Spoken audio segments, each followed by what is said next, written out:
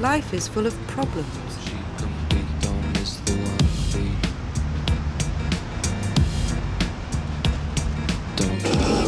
Game life is simple. Life offers you this escape. Wouldn't you prefer this one?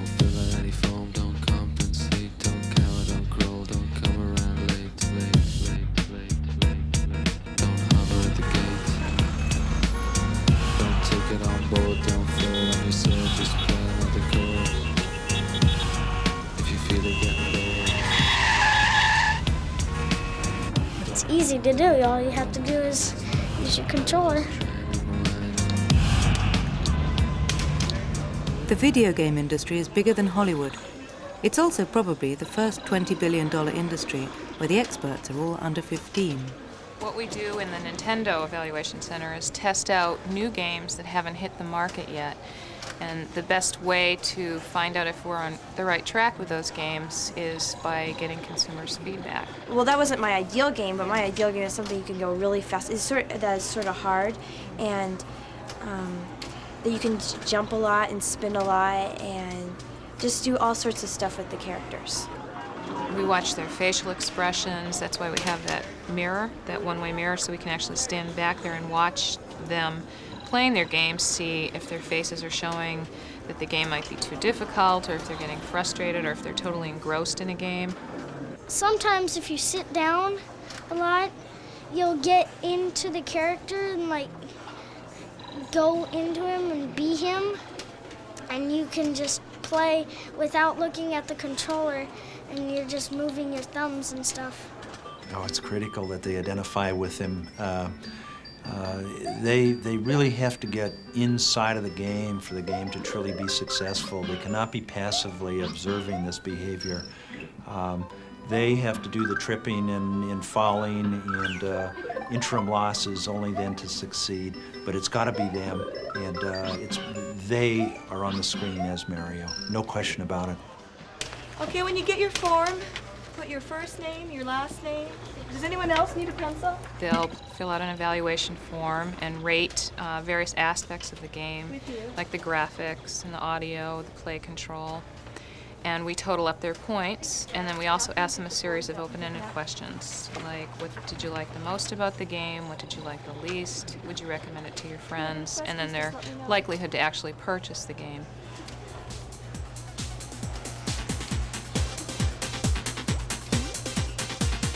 It's so real to so many people that in another building, Nintendo has 300 counselors on call 20 hours a day to help out. Imagine if they could get all the adults hooked like this. Gameplay. Right. Nintendo Gameplay, this is Aaron. How can I help you? No. El problema que me estaba pasando. This is the Nintendo call center. This is where we handle all the calls for consumer services and gameplay. We run average around 160,000 to 180,000 calls per week. We play one game and answer questions in the other. Usually the reason we do that is because we're constantly having to learn new games.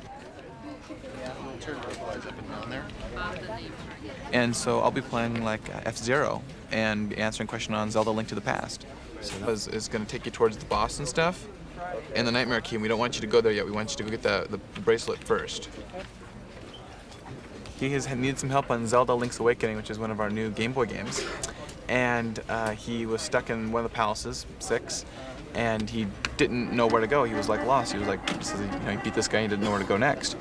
I asked him if he had a power bracelet, and he said he did. Well, he didn't, so then I had to help him go get that. He knows where the power bracelet is now. He's gonna go pick that up, and he's on to the boss, and he's happy. He's moving. Oh, well, there's 1,200 games, and they want us to know all of them, but we tried real hard. I'm at about 800, 850. Seems to me I can throw ice balls all day long that way. Yeah. Okay. See how things work out? Isn't that great? Did you have any other questions at all? Okay, well, thanks for calling. Bye-bye. Mario! Mario! It started innocently enough.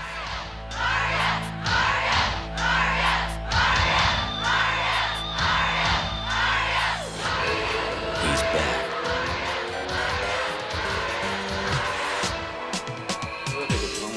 Fantasy characters have always been big in Japan. Until now, they came from comics or cartoons.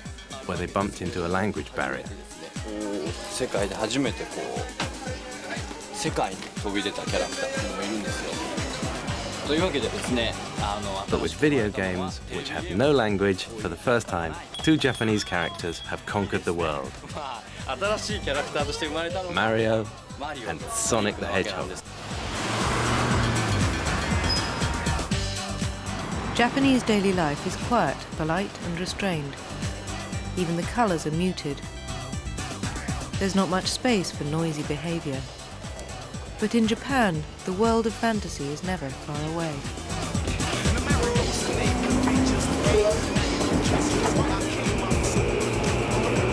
What I wanted to create was a fantasy world, but rooted in the experience of daily life. Many of them are things I remember from my own childhood, but everything is a bit more fun. For instance, Mario jumps up and down like a normal person, but he can jump much higher than a real person could and never hurt himself.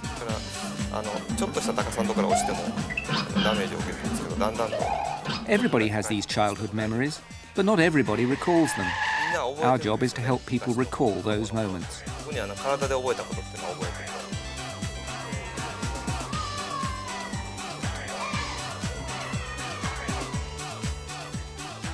The small machines of a few years ago took a lot of ingenuity to bring the screen to life. Because originally he was made of only 16 pixels, we were pretty cramped in what we could do. His hair was only 3 pixels. Since that wasn't enough to make it fly up properly when he jumped, we gave him a cap. And in order to make him seem to run fast, we needed to make his arms very visible, so they had to be a different colour from his body, so we put him in overalls.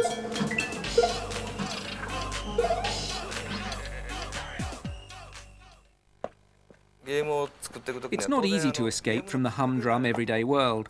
I often get bogged down in it. But there's a shrine near here dedicated to a fox god, and this fox god can fly.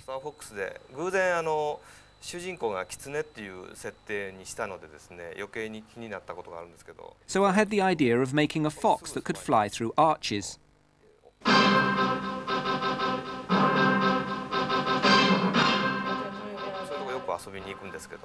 We use polygon rendering to make the 3D effect, so you feel you are the fox.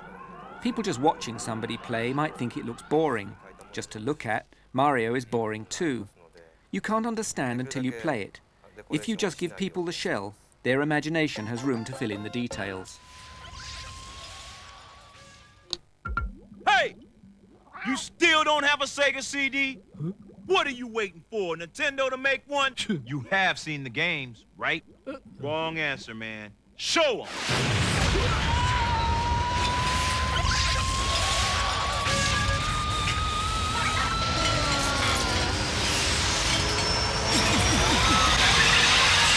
Want to see more? It's not dreaming that turns on Western kids. With Sonic the Hedgehog, Sega takes advantage of powerful new machines to drown the player in a flood of images streaming by, just too fast to take in.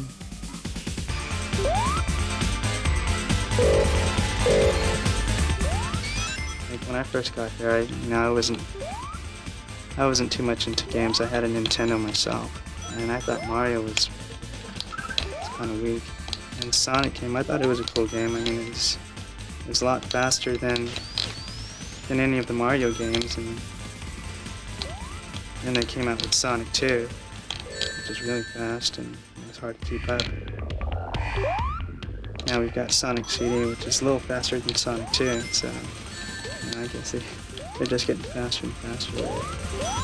What's happening in the brain of somebody doing this is more like sex or tripping than anything else. Of course, sex and drugs aren't usually available to 10-year-olds.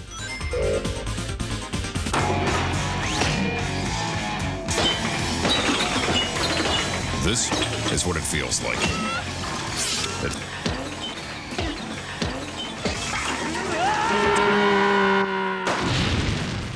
Something sex, drugs and games have in common. They always leave you wanting more. With CD power, you also get the game from Sonic's point of view. Another notch more engrossing.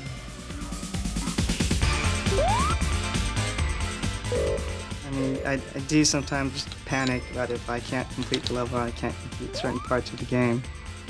do kind of freak out if, I don't complete what I intend to do. And I guess that's what keeps me going.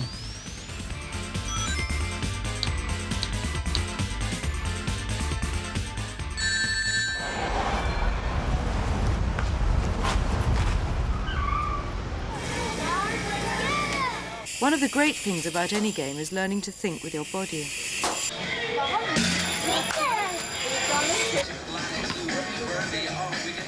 Flipping the frog may not be much of a thrill, but a good video game works the same way. The controls lie so well under your hands that you don't have to think about what you're doing.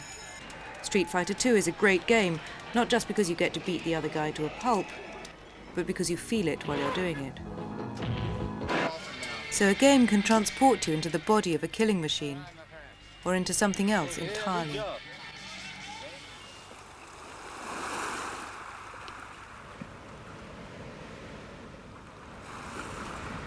What I like most about this game, or video games in general, when the control is right, is this effect of learning without putting a conscious effort into it. My dad was in the excavation business. He had all these big machines to move earth.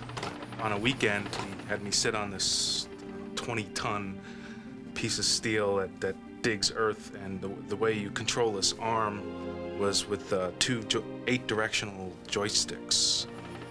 And what you do is, like, one would extend the elbow while the other would extend the wrist, and the other would extend the shoulder, and you'd have to find all these combinations to make it do what you want. It just took a lot of time to get it down, and I got to the point where I would just think about where I would want the shovel to go, and it would just go, and I wouldn't have to think about what I was doing with my left hand or my right hand. I would just think about the arm, and this 20-ton metal arm became an extension of myself. When a dolphin swims, he doesn't consciously move his flukes and his fins to guide through the water. He just sort of thinks about where he wants to go, and he goes there. So that's how I tried to make the controls. The water has viscosity, which means that your mobility is limited. You can't just turn on a dime. The faster you go, the wider an arc that you have to take. There's momentum and inertia, and the gravity is different above the surface than it is below the surface. After we get the mechanic working, right, where it felt like you were swimming, we still had to make it a game. Part of a game is having puzzle elements, or challenges that you have to think your way out of. Here's an example of one of them. This vertical shaft has a current that's an upward current that's too strong to swim. No matter how much I go, I can't quite do it. But conveniently, there's a rock right over here, and if you push the rock over the edge and follow it, the theory is that the rock breaks the current and goes around the dolphin, and he could follow it down. That allows us to get into other areas. There's a level in the game called the City of Forever. It's part of the sunken city of Atlantis. And part of the story is that the Atlantean people escaped from an alien invasion into Earth's distant past. But of course, they left behind a time machine. The way the time machine works is it's two weird parabolic mirrors or satellite antennas, and you have to position yourself in the middle and do a sonar pulse. You got to get it just right, and if you do, the sonar pulse gets into sync and builds amplitude, and weird energies begin to kick in.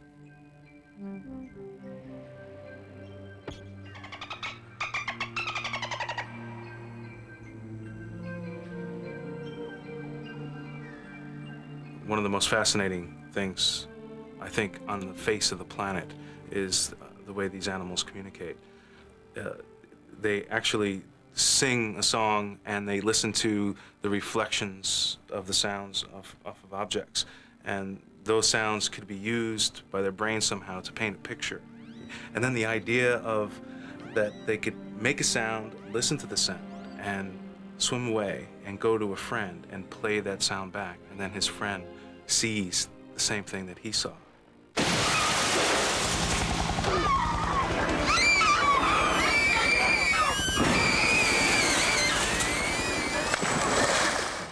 I think is really cool. During development, I had to resist the temptation of using some obvious adversaries for dolphins, like mankind, oil slicks and fishing nets. And I resisted because I really wanted the experience to be 100% from the dolphin's point of view. I guess the message that I was trying to get across is that we're not the only sentient beings on the planet. And man belongs to the earth, and it's not the other way around. And it's true for dolphins too. It's, you know, we're all part of it. And you know, they have their own point of view, their own stories, probably their own mythologies and their own jokes.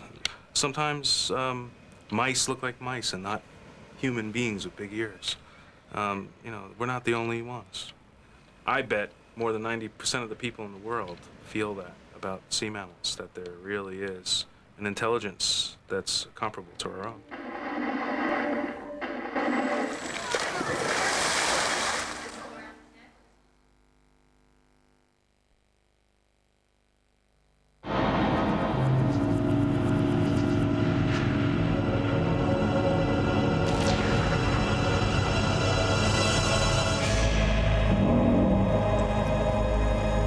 The time is now. Seiko Kinetic. Daddy, what would happen if I got in some extra Cockburns this Christmas? We might still be having Christmas dinner on New Year's Eve. Call me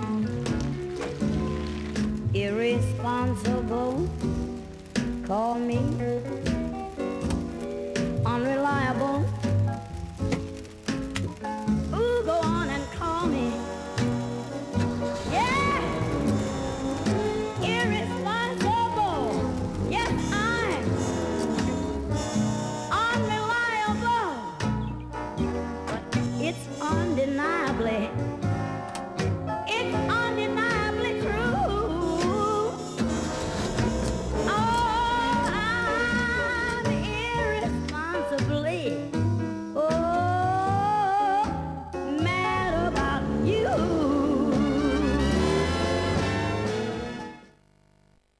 If we can get a little closer. The nocturnal activities of this species are fascinating. Some nibble delicious wafer-thin after-eights. Here we see a challenge to the dominant male, who's clearly marked his territory. With awesome eyesight, this creature spots one lone after-eight and devours mercilessly.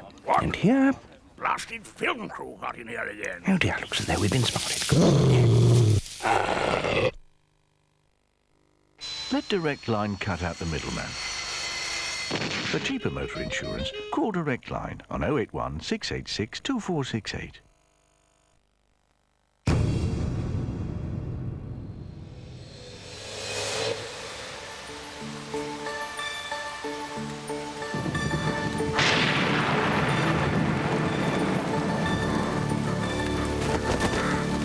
If you keep an open mind, you'll discover dark secrets.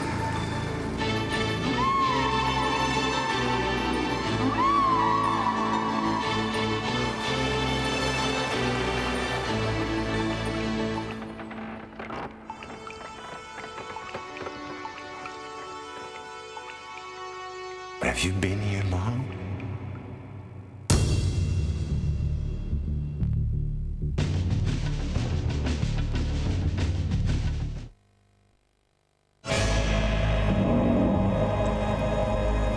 The time is now. Seiko Kinetic.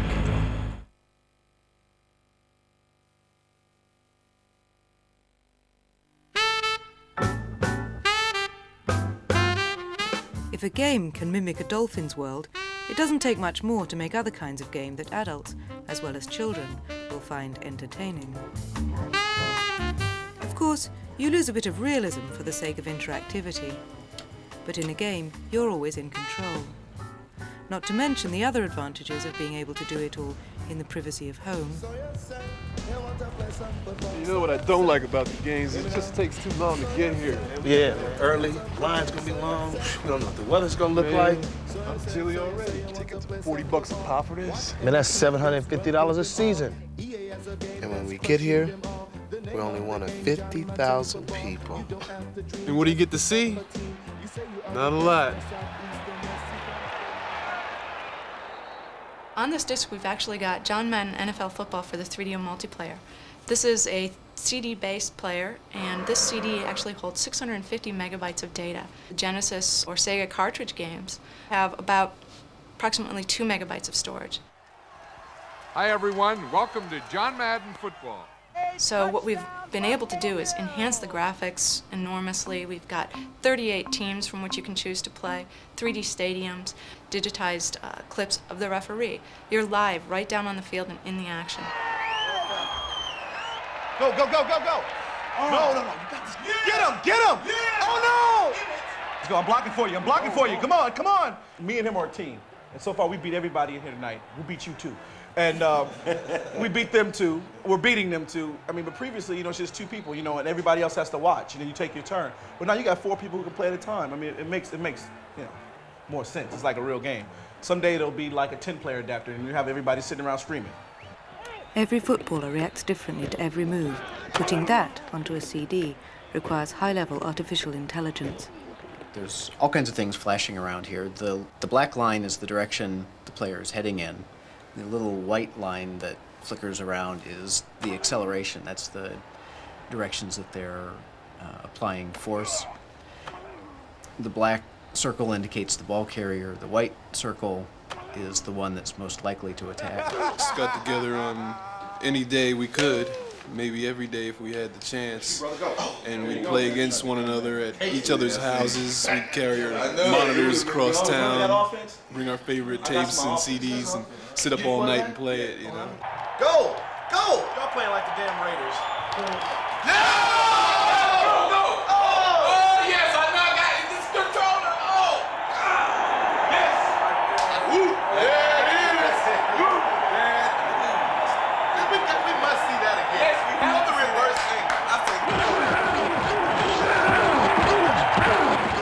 Another feature that you get, which is representative of what happens on television, is instant replay. But here you're in control of the camera. You can move it in and zoom it up close to the players and see what they're doing within the play. Zoom back, you can see how the entire play forms up. You can run it through in slow motion, frame by frame, fast motion, or reverse it, see what actually happened at any moment in time. Reposition the camera and take another look at it. You have control over your own destiny. You control the play, and if you screw up, it's on you. Not where you be watching a game and your team fumbles and you just be going, ah, you got no control over it. The game gives you the option of playing any position on defense, and if you're on the offense, you control basically the plays from start to finish. You call your play, you hike the ball, you control the quarterback, then you control the receiver or running back.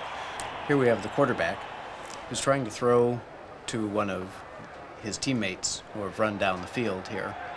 They're trying to get open so they can catch the pass, and these defensive players are trying to interpose to get between the thrower and the receiver. They're not supposed to run into the receivers. That's a penalty in the game. So they try to stay near, be in between, and not run into the intended receiver. Hey, there's a 4 aspirin hit. That one knocked the snot right out of the locker. When I hooked up with these guys and they were playing this, I said, what the hell is this shit? I started playing this game, and at first, I was really lousy. I'm still pretty lousy, but I started playing it. It's like, wow, this is kind of fun. I just got trapped into this, yeah, I want to play some football.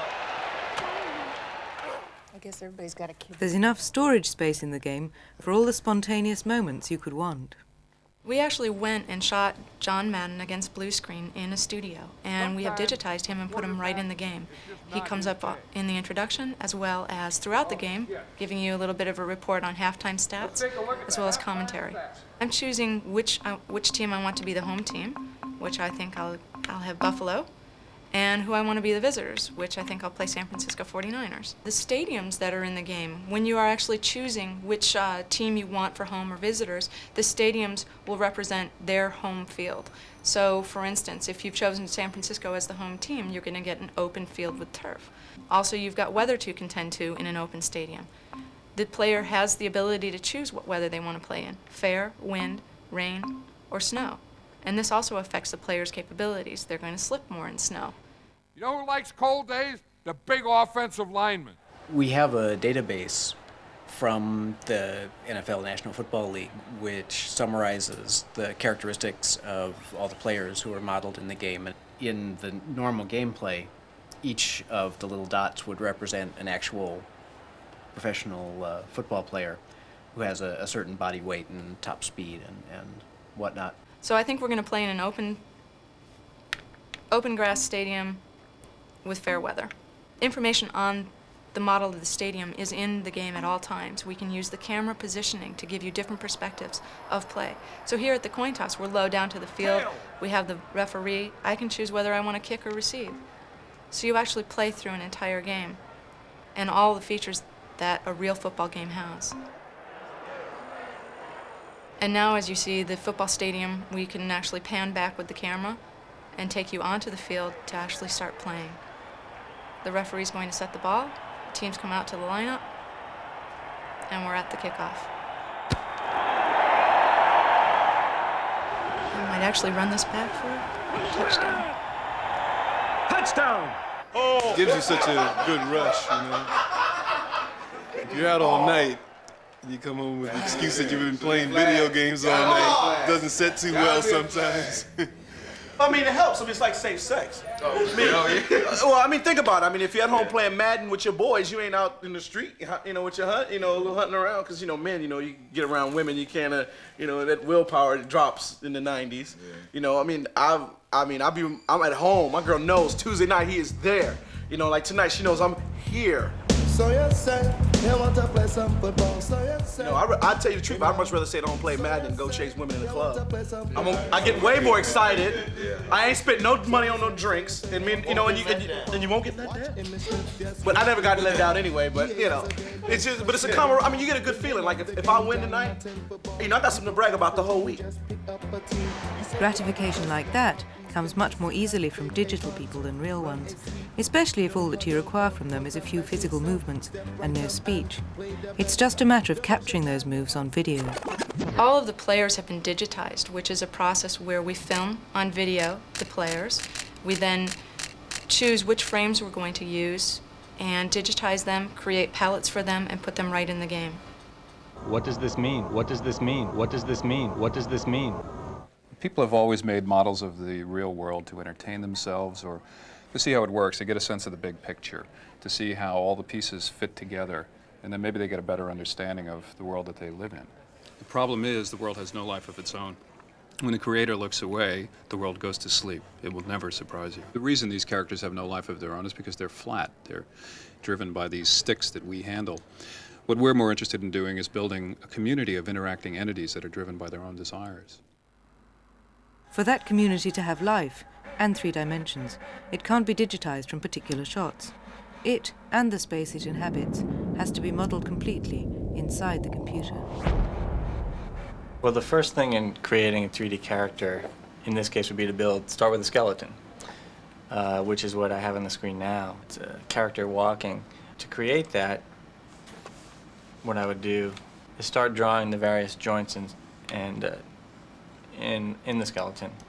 We'll build a chain with arms, legs, a back, a backbone, and a head, and basically that gives us all the flexibility that we need to get somewhat realistic looking skeleton walking through space. So now we have a complete skeleton, but what does it need now? It needs a body to walk with it too.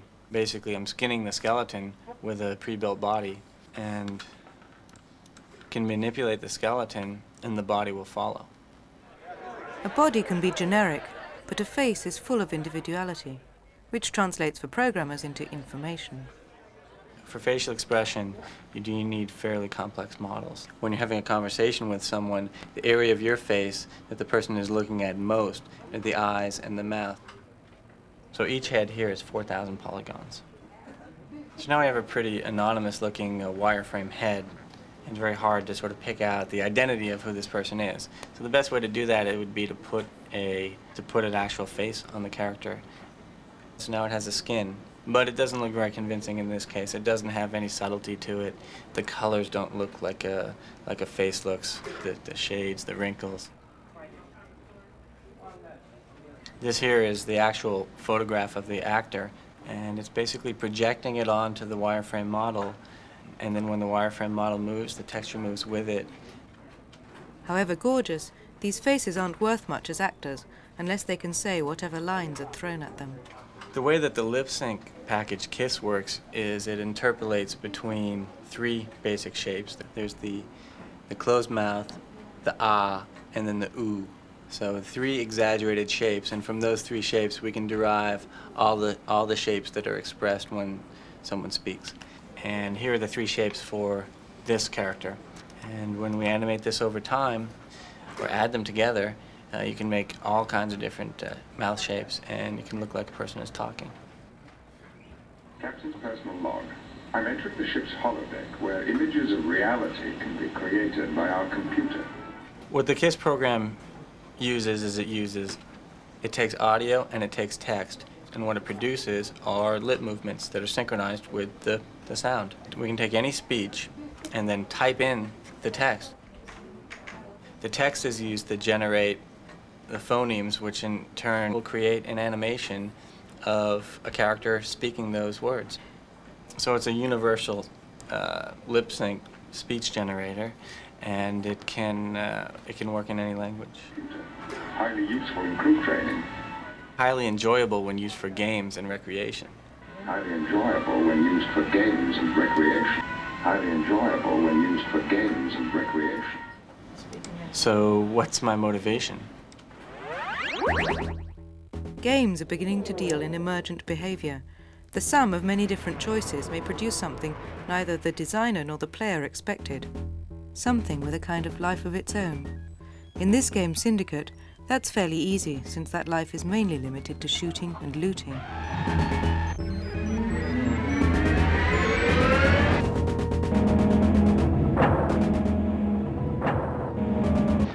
Other games may look more primitive, but their social engineering is much more ambitious.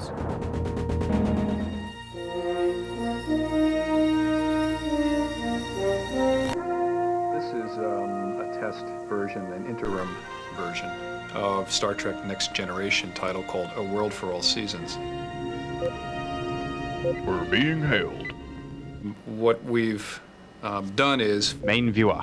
Make a program which combines elements of simulation and narrative.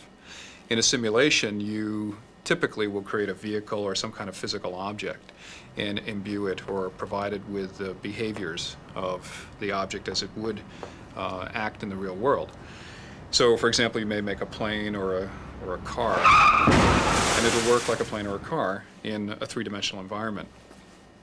What we've done is take that principle and apply it to human beings, so that we are creating objects which have the characteristics and behaviors of human beings.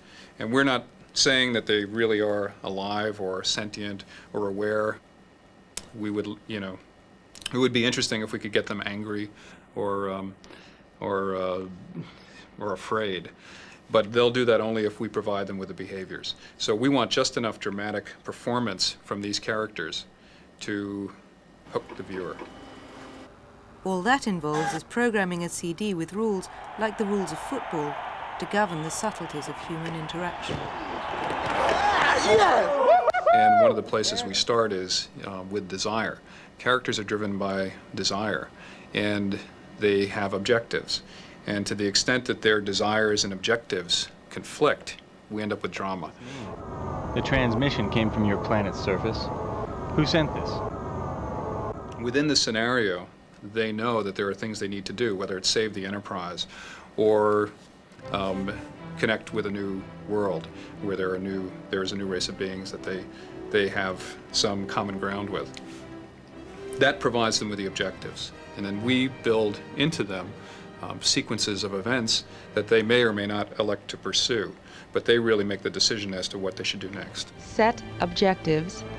Control Magnus. That means that they're somewhere in a world, and you'd like to see where they are naturally, and you use this controller. In this case, we've created a simple kind of picture-in-picture interface.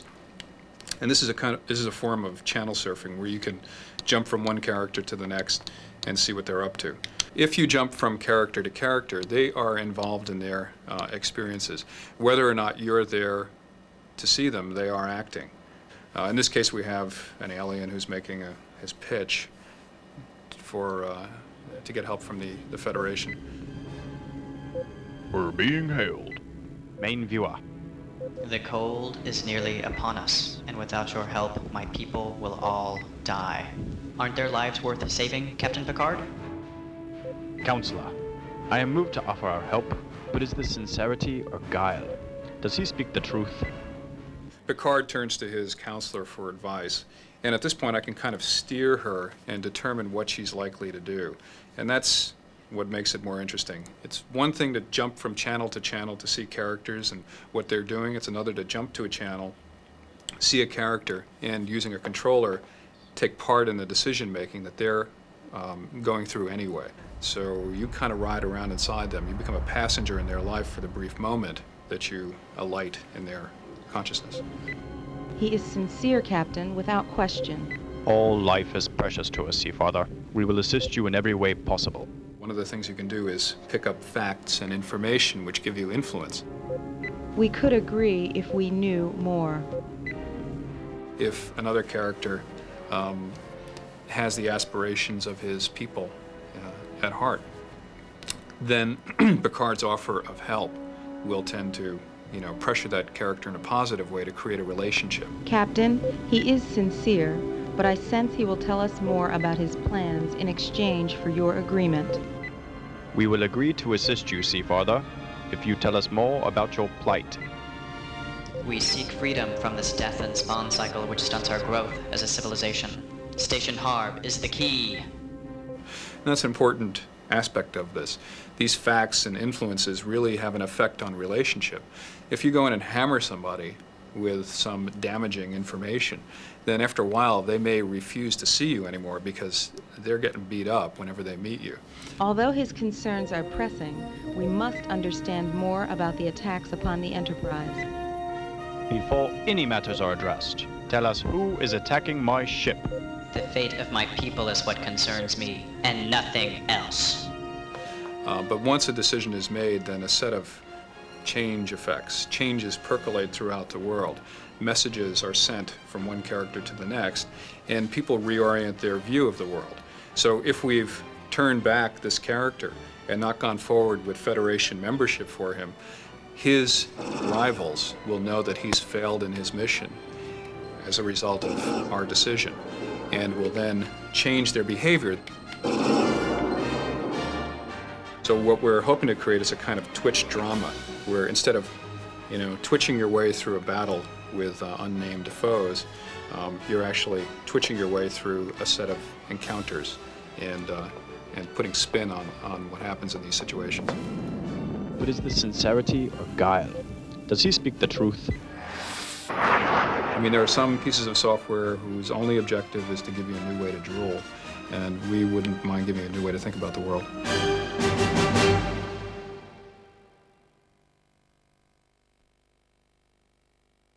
If you're buying a video recorder for Christmas, go to Rumbelow's. Their January sale starts before Christmas. To the 2 million business people who work weekends, BT have something important to say. We want your business to save money. And we're proving it with the new reduced national weekend rate. From the 4th of December, we've cut the cost of a 3-minute national call to just 10p. Just one more way of showing that at BT, we want your business. Hello, boy. Hey. Psh, psh, psh, psh.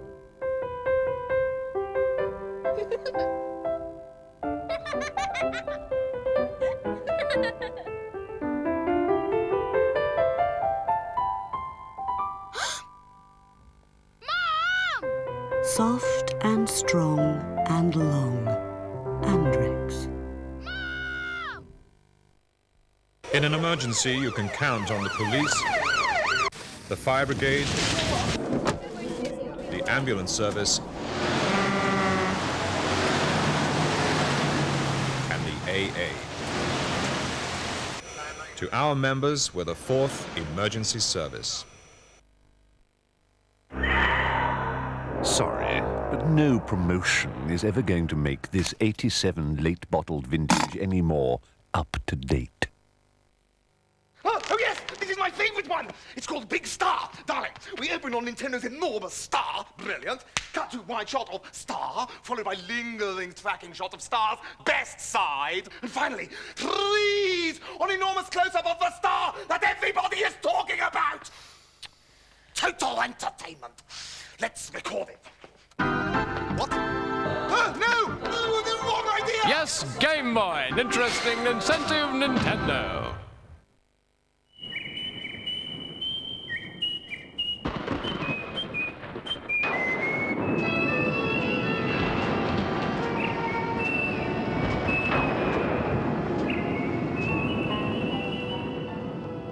Coco, the spirit of Chanel.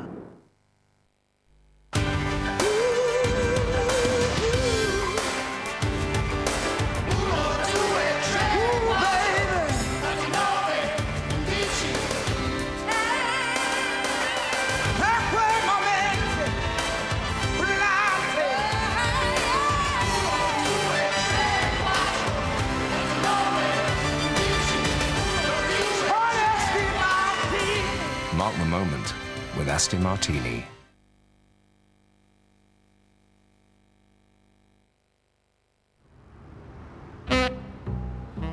For the most part, game worlds are still better at information than Seoul. But if that's enough for you, it can go a long way. This is where I live, and this is the view out my window. I can see bits and pieces of my world, but I never really get to see the big picture. I know how often my garbage gets removed. I'm told when to put it out, how to sort it, but that's all I know.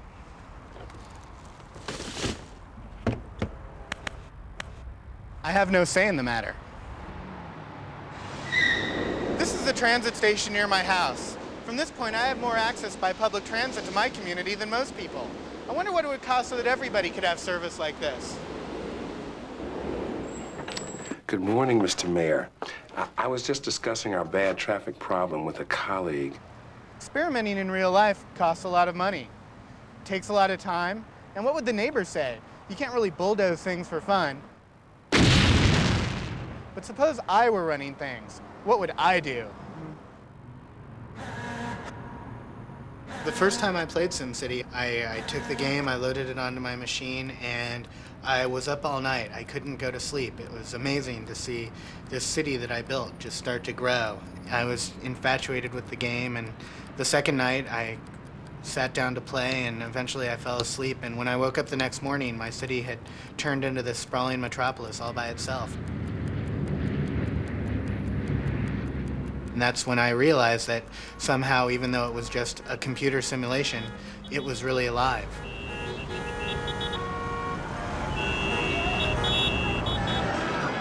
We see play and learning as the same thing, and that people are typically playing to learn, and playing is learning in a safe environment. And that's what simulation is all about, is doing in a safe environment where the consequences of your actions aren't nearly as bad as in real life. That's pretty. This is a satellite view of your city from very remote. And what you can do now is you can move in and zoom in onto the city and zoom all the way into the closest view.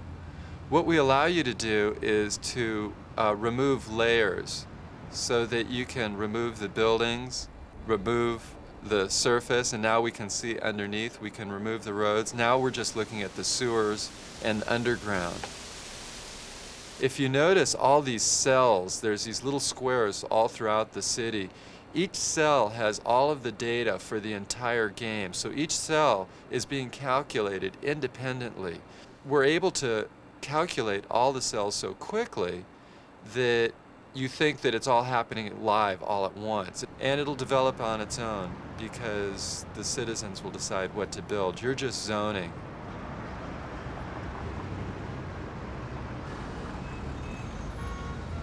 We have a newspaper with SimCity, and this is how you get most of your feedback on what the citizens are thinking. Each newspaper is unique. It rewrites itself.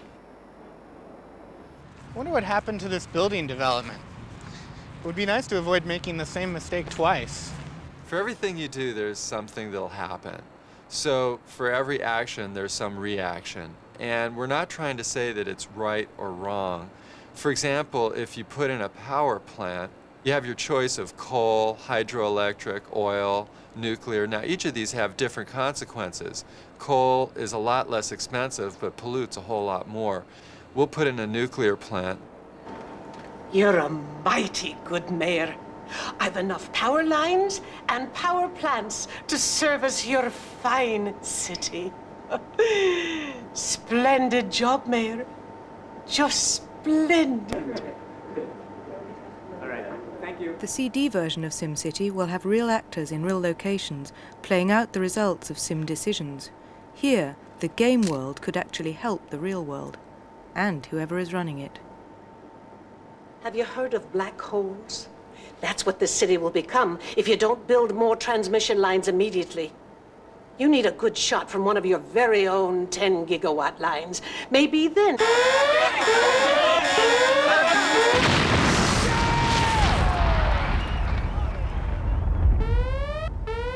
The SimCity nuclear power plant right next door to our Sim Action News studio had a meltdown today.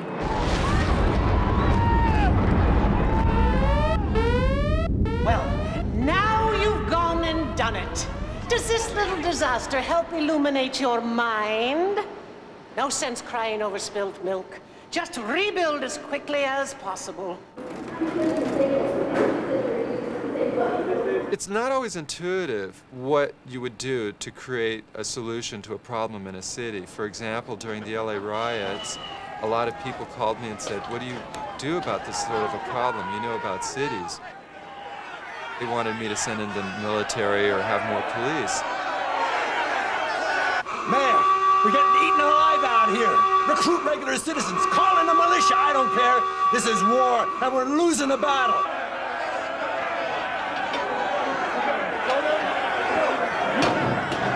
Here goes the sign, come on.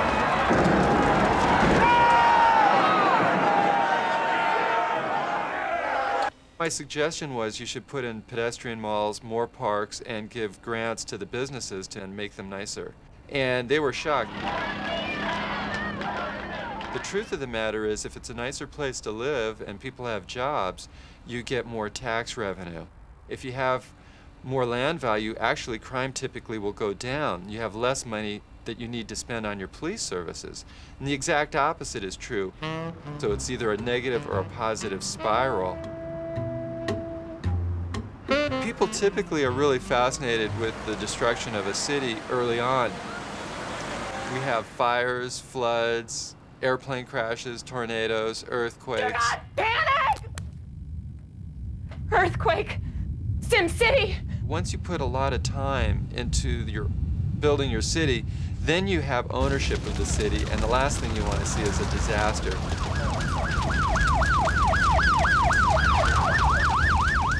So for those people, we have a menu option which is no disasters, and then there won't be any problems with your city.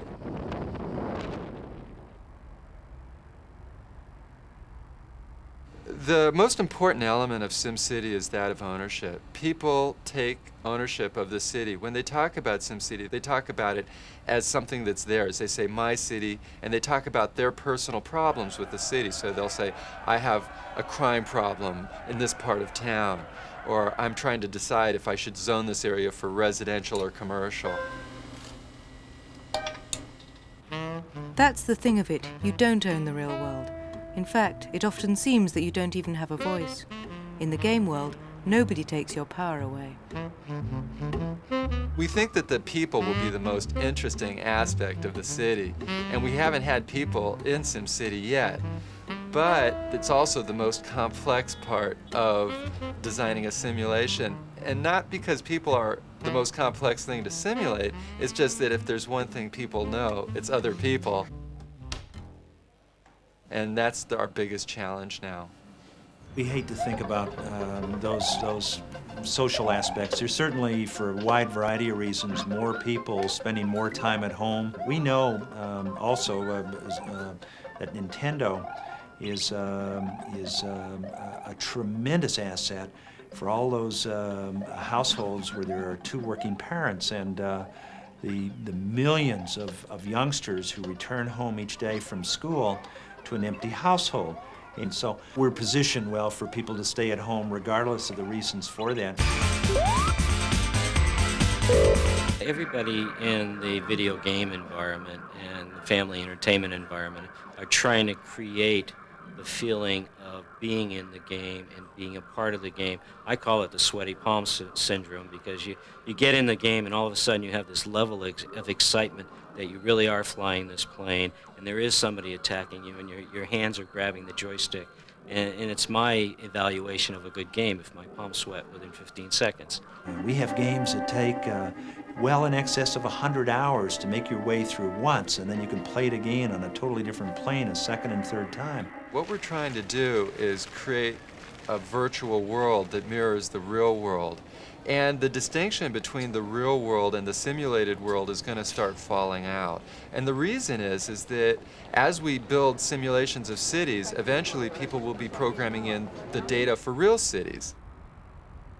This is a prototype of a dollhouse product that we're planning, where you'll be able to build and design your own home and then place it into SimCity. And so that if SimCity and Dollhouse are linked, it means you'll be able to go into any building in the city. And the idea is that there'll be a complete experience and you can have many different ways of viewing the city.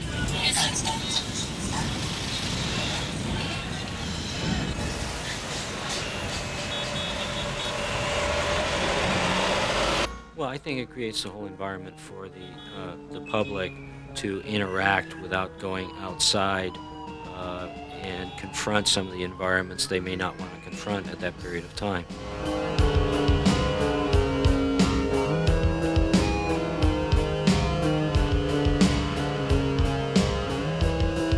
Standing in line at the movie show, what am I seeing? I don't know. Tickets cost me $9.99. Man, I must be out of my mind. Movie suck. My girlfriend suck. The previews suck. Everything sucks. Went to the store and get some food. Black and green stuff all over my food. $15 for Cheerios. All I got was a box of Ho-Hos. My dinner sucked. My breakfast sucked. Food sucks. Everything sucks. Critics suck. The president sucks. Life sucks. Death sucks. Movies suck. And food sucks. You suck. Everything sucks.